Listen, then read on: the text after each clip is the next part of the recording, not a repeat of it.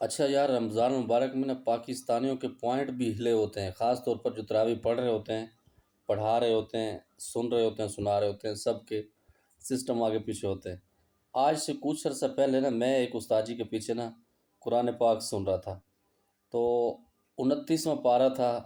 اب یہ سسٹم ہے، حافظوں کو نا آخر سے 10 پارے یاد ہوتے ہیں، شروع سے 10 تقریباً یاد ہوتے ہیں حافظوں کو، اور جو بیچ کے 10 ہیں نا اس کے اندر مطلب مسٹیک ہو جاتی ہے۔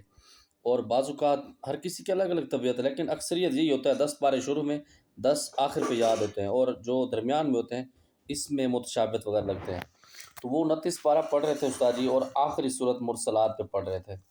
اب میں جی نماز کے اندر داتا دربار شریف کی نا حاضری کر رہا ہوں، اور ان کے لنگر لے کے کھا رہا ہوں، اور زیارتیں کر رہا ہوں، یہی کچھ چل رہا ہے۔ تو تبلیغی جماعت والے حضرات بھی آئے ہوئے تھے، تو جب استاد جی نے 2 3 مرتبہ بھولے تو مجھے ایک دم جھٹکا لگا، میں نے کہا یہ کیا ہوا؟ اب مجھے پتہ نہیں کہ استاد جی کہاں پہ پڑھ رہے ہیں۔ تو جب سلام پھیرا استاد جی مجھے کہتے ہیں شاہ صاحب کدھر پہنچے ہوئے تھے؟ میں نے کہا استاد جی داتا دربار پہ حاضری دینے گیا ہوا تھا۔ تو یہ سسٹم ہے، اور آج بھی یہی ہوا۔ نماز میں نا تراویح میں ایک رکعت پڑھ کے نا امام صاحب نے سلام پھیر دیا، تو استاد جی مجھے کہتے ہیں کہ شاہ صاحب ہم نے ایک رکعت پڑھی ہے، 2 پڑھی ہے؟ تو ظاہر ہے ہم بھی کھلاڑی ہیں، اور مجھے پتہ بھی نہیں تھا کہ ہم نے ایک پڑھی یا 2، کیونکہ الجھنے بہت ساری چیزیں ہیں۔ تو میں نے استاد جی سے کہا، میں نے کہا نمازیوں سے پوچھ لو، تو نمازیوں میں سے صرف ایک بندے نے کہا کہ ہم نے ایک رکعت پڑھی، باقی سارے کہتے ہیں پوری پڑھی۔